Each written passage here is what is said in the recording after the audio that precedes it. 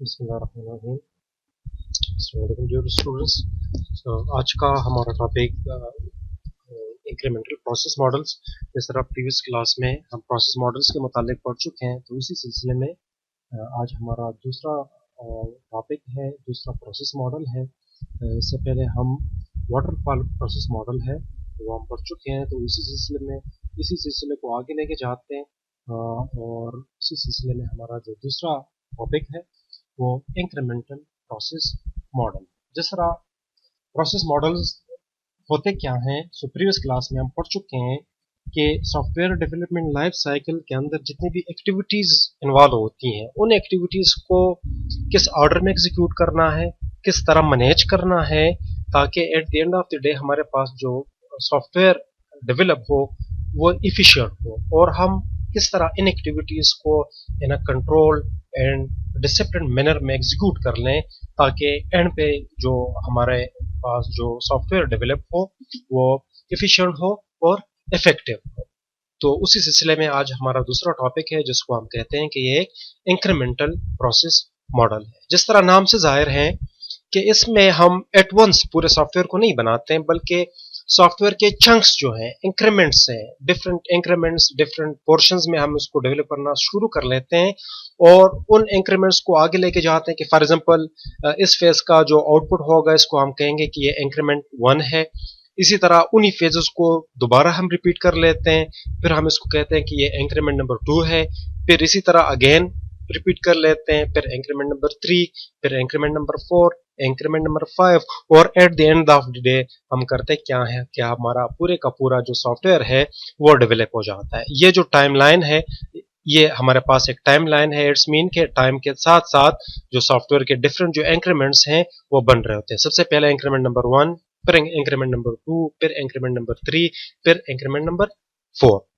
इस process model का जो ओवरऑल जो लॉजिक है वो क्या है? लॉजिक यही है कि हम कस्टमर की जितनी भी जो रिक्वायरमेंट्स होती हैं, उन रिक्वायरमेंट्स को हम डिफरेंट पोर्शंस में डिवाइड कर लेते हैं, डिफरेंट मॉड्यूल्स में डिवाइड कर लेते हैं, और सर्टेन रिक्वायरमेंट्स को हम टारगेट कर लेते हैं, और उन्हीं रिक्वायरमेंट को बेस बना के हम सॉफ्टवेयर का जो लाइफ साइकिल है उसको शुरू कर लेते हैं। कि फॉर एग्जांपल अगर हमारे पास कस्टमर की जो रिक्वायरमेंट्स है वो 100 रिक्वायरमेंट्स है, और कस्टमर हमें शुरू में कह देता है कि यार फलाने शुरू की जो 20 रिक्वायरमेंट्स है ये बहुत ही अहम रिक्वायरमेंट्स है, और सबसे पहले हमारे सॉफ्टवेयर में ये रिक्वायरमेंट्स हमें मिलनी चाहिए। सो हम करते क्या हैं, उन्हीं 20 रिक्वायरमेंट्स को हम टारगेट कर लेते हैं, उन्हीं को हम एनालाइज कर लेते हैं, उसको मॉडल कर लेते हैं। रिक्वायरमेंट जो एसआरएस का जो डॉक्यूमेंट है, हम उन्हीं 20 रिक्वायरमेंट्स के लिए वो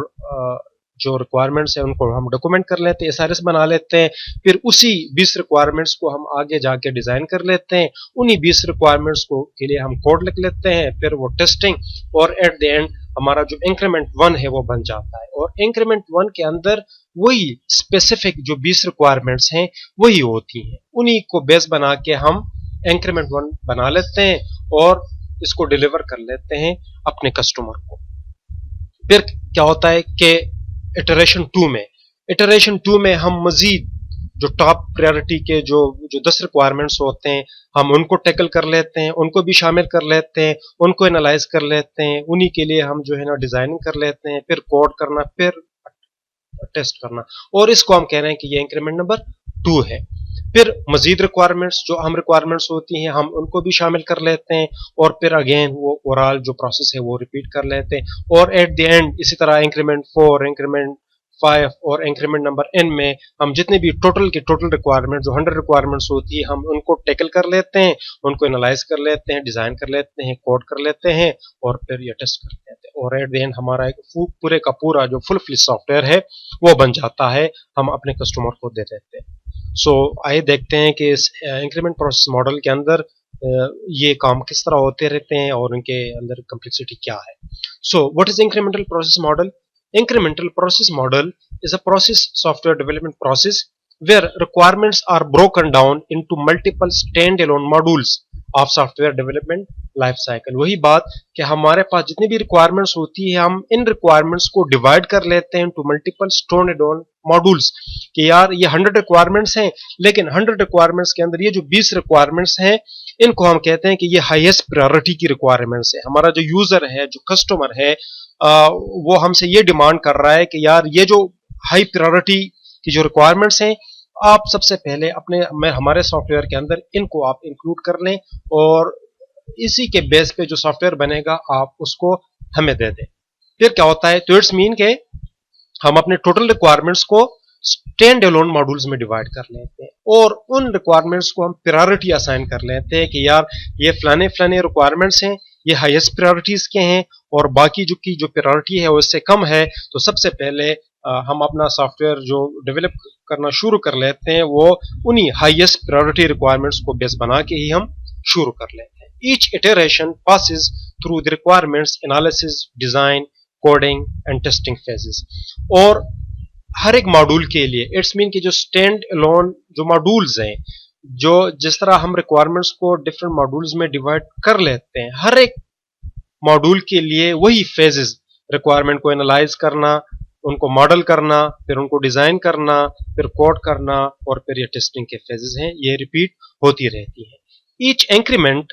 ads some functionality until the full system is implemented. और हर एक इंक्रीमेंट के अंदर हम फंक्शनलिटीज को ऐड करते रहते हैं, ऐड करते रहते हैं, ऐड करते रहते हैं और इसके इंक्रीमेंट्स बनते रहते हैं और eight the end of the day हमारे पास फुल फ्लेज सिस्टम जो है वो इम्प्लीमेंट हो जाता है, वो बन जाता है।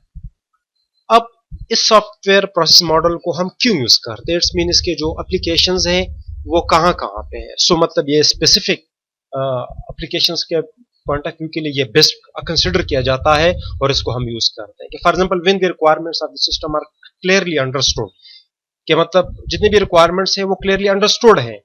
अगर वो रिक्वायरमेंट्स क्लियरली अंडरस्टूड हो तो तभी हम उन रिक्वायरमेंट्स को डिफरेंट मॉड्यूल्स में डिवाइड कर सकते हैं, उनको प्रायोरिटी दे सकते हैं। अगर वो क्लियर ना हो तो फिर उनको डिफरेंट मॉड्यूल्स में डिवाइड करना, हर एक रिक्वायरमेंट को प्रायोरिटी असाइन करना, वो मसला बन जाता है, मतलब वो पॉसिबल हो ही नहीं सकता। तो मतलब इसकी सबसे जो पहली रिक्वायरमेंट है प्रोसेस मॉडल्स की वो ये है कि मतलब हमारे जितनी भी रिक्वायरमेंट्स हो वो क्लियरली अंडरस्टूड हो। व्हेन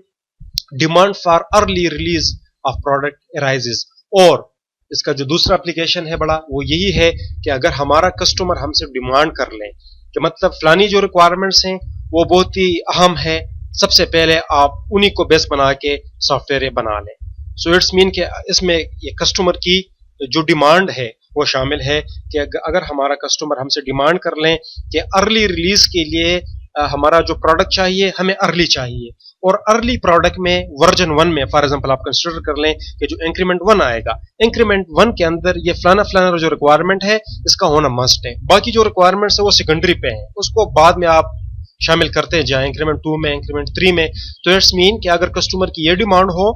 कि वर्जन 1 में या रिलीज 1 में या इंक्रीमेंट 1 में ये जो बेसिक रिक्वायरमेंट्स हैं ये मस्ट है, ये लाजिम है। सो मतलब उन रिक्वायरमेंट को टैकल करना हो अगर हो तो इट्स मीन कि उन सिचुएशंस में, उन सूरतों में हम इंक्रीमेंटल प्रोसेस मॉडल को यूज करेंगे।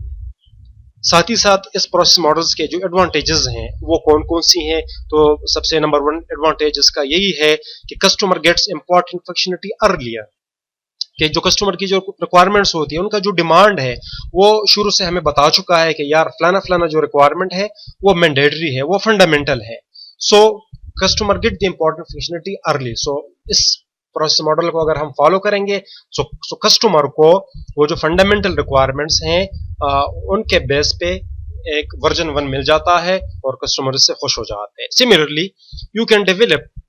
प्रायोरिटाइज रिक्वायरमेंट्स फर्स्ट, और इसी तरह जो टॉप की रिक्वायरमेंट्स होती हैं जिनको हम टॉप प्रायोरिटी असाइन कर लेते हैं उन रिक्वायरमेंट को बेस बना के हम सॉफ्टवेयर बना लेते हैं। सो एक फायदा इसका यह है कि जो टॉप की रिक्वायरमेंट्स होती हैं वो अर्ली डेवलप हो जाती हैं, और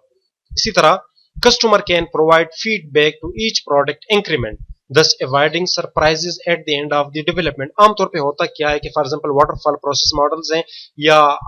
और प्रोसेस मॉडल्स जो हैं वहां पे होता क्या है कि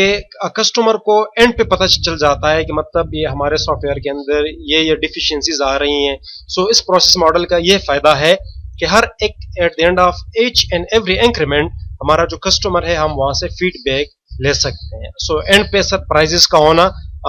ये जो चांसेस हैं वो कम हो जाते हैं। Similarly requirements changes can easily B accommodated, और चूंकि इस प्रोसेस मॉडल्स के अंदर डिफरेंट वर्जन्स आ रहे होते हैं, सो अगर टाइम के साथ साथ कस्टमर्स की रिक्वायरमेंट्स हैं वो चेंज होती रही हैं, सो इन रिक्वायरमेंट्स को टैकल करना, इनको एकोमोडेट करना बाद में वो आसान हो जाता है। सो मतलब ये एक फायदा है इस प्रोसेस मॉडल का। Similarly errors are easily identified, errors हम आसानी से आइडेंटिफाई कर सकते हैं चूंकि इसके डिफरेंट वर्जन बन रहे हैं, version 1, version 2 and up to version N. हर इंक्रीमेंट्स के बाद एक दूसरा इंक्रीमेंट आ रहा है, तो इट्स मीन अगर प्रीवियस इंक्रीमेंट में कोई एरर है तो हम हमारा जो कस्टमर है वो इसको इजीली आइडेंटिफाई कर सकता है और हम इसको इजीली टैकल कर सकते हैं, इसको करेक्ट कर सकते हैं। Similarly this process model is less costly compare to others, और बाज़-औक़ात इसका जो कॉस्ट है वो कम भी हो सकता है या ज्यादा भी हो सकता है, क्योंकि अगर रिक्वायरमेंट्स कम हो और जो टॉप की जो रिक्वायरमेंट्स है हम शुरू में मॉडल कर लेते हैं, उसको शुरू में इंप्लीमेंट कर लेते हैं, तो इसके चांसेस बहुत कम होते हैं कि इसका जो कॉस्ट भी होगा कम होगा। लेकिन अल्टरनेटिवली इसका कॉस्ट ये बढ़ भी सकता है, मतलब वो डिपेंड कर रहा होता है, क्योंकि जो कस्टमर्स हैं वो नॉन टेक्निकल लोग होते हैं, उनको सॉफ्टवेयर के अंदर जो टेक्निकलिटी है उनका पता नहीं होता। सो इसी तरह वो खुद भी इस बात का अंदाजा नहीं लगा सकते हैं कि हमारी रिक्वायरमेंट्स कितनी है, और टाइम के साथ साथ वो अपनी रिक्वायरमेंट्स ऐड करते चले जाते हैं। तो इस किस्म के सिचुएशंस भी राइज हो सकती हैं कि सॉफ्टवेयर का जो ओवरऑल कॉस्ट है वो बढ़ सकता है।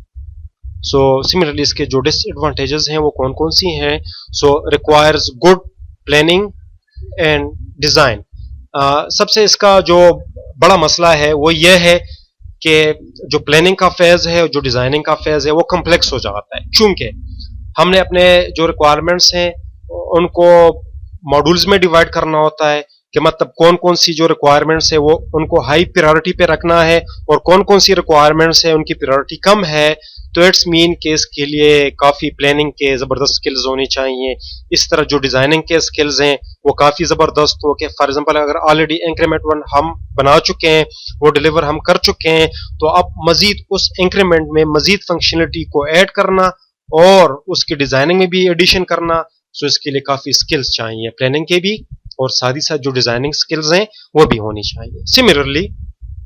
रिजल्टिंग कॉस्ट में exceed the cost of the organisations. तो जिस तरह स्टार्ट में मैं कह चुका हूँ प्रीवियस स्लाइड में कि मतलब हमारा जो प्रोजेक्ट के जो कॉस्ट है वो बढ़ सकता है, क्योंकि कस्टमर्स है वो नॉन टेक्निकल लोग होते हैं, वो शुरू में समझ रहे होते हैं कि हमारी यही रिक्वायरमेंट्स है और बाद में वो रिक्वायरमेंट्स ऐड करते चले जाते हैं और eight the end of the day जब वो देखते हैं सो जो प्रीवियस जो कॉस्ट एस्टिमेट वो हम कर चुके हैं, ऑटोमेटिकली वो कॉस्ट वो बढ़ जाता है।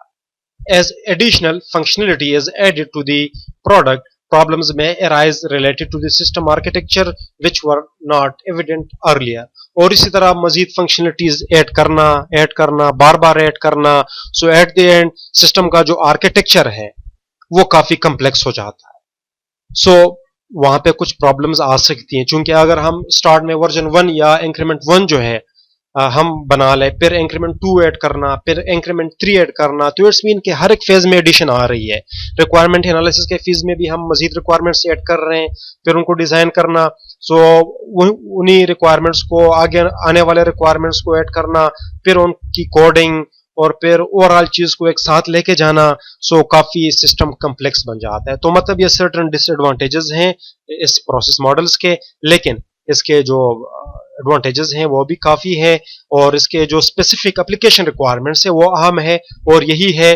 कि हम अर्ली के मतलब रिक्वायरमेंट्स क्लियरली अंडरस्टूड हो। ऐसा ना हो कि बाद में आप मजीद रिक्वायरमेंट्स ऐड करते चले जाएं और आपको अंदाजा ही ना हो कि हमारे प्रोजेक्ट का जो कॉस्ट है वो एस्टिमेशन से हट के वो बढ़ रहा है। सिमिलरली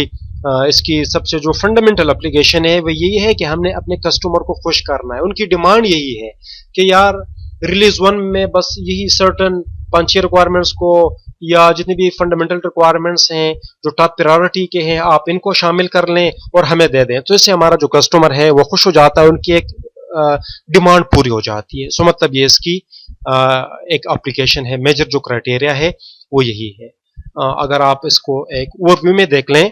सो अगेन वही बात कि सॉफ्टवेयर लाइफ साइकिल के वही फंडामेंटल फेजेस हैं कि फॉर एग्जांपल एनालिसिस है, डिजाइन है, कोड है और टेस्ट है, और मेंटेनेंस ऑटोमेटिकली ये ओवरऑल ये प्रोजेक्ट जब बनेगा उसके बाद ही फेज आएगा। सो हमारा कस्टमर हमें ये कहता है, इसकी डिमांड यही होती है कि हमारे फॉर एग्जांपल 100 रिक्वायरमेंट्स है, 100 रिक्वायरमेंट्स में ये जो 20 रिक्वायरमेंट्स है ये टॉप के रिक्वायरमेंट्स हैं और आप बाकी रिक्वायरमेंट्स को छोड़ दें, इन्हीं 20 रिक्वायरमेंट्स को बेस बना के हमें एक वर्जन 1 रिलीज कर लें और इस वर्जन 1 को हम कहेंगे कि ये इंक्रीमेंट नंबर 1 है।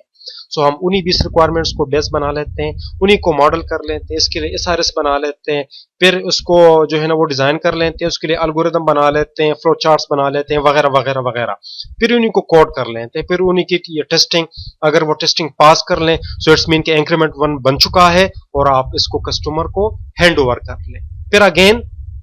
जो सेकेंडरी रिक्वायरमेंट्स होती हैं इट्स मीन के जिनकी प्रायोरिटी थोड़ी सी कम हो, हम इनको शामिल कर लेते हैं, फिर उनको एनालाइज कर लेते हैं, डिजाइन कर लेते हैं, कोड कर लेते हैं और टेस्ट कर लेते हैं। अगेन इंक्रीमेंट 2 बनेगा, फिर इंक्रीमेंट 3, फिर इंक्रीमेंट 4 और फिर होता जाएगा और eight the end of the day जब पूरी सारी की सारी रिक्वायरमेंट्स क्या हो, एकोमोडेट हो, उनको हम शामिल कर लें, सो हमारा एंड पे जो सॉफ्टवेयर बनेगा वो एक फुल फ्लेज सॉफ्टवेयर कंसिडर होगा। सो ये था हमारा आज का टॉपिक, इंक्रीमेंटल प्रोसेस मॉडल। बहुत ही फंडामेंटल टॉपिक है, इंपॉर्टेंट टॉपिक है, आप प्लीज इसको देख लीजिएगा। मैं मटेरियल शेयर कर रहा हूँ, इसके अलावा बुक भी है आप लोगों के पास, इंटरनेट रिसोर्सेज भी से भी आप कंसल्ट कर सकते हैं। फिर भी अगर किसी को कोई कंफ्यूजन, कोई प्रॉब्लम, मसला हो सो आप मुझसे राबता कर सकते हैं। Thank you.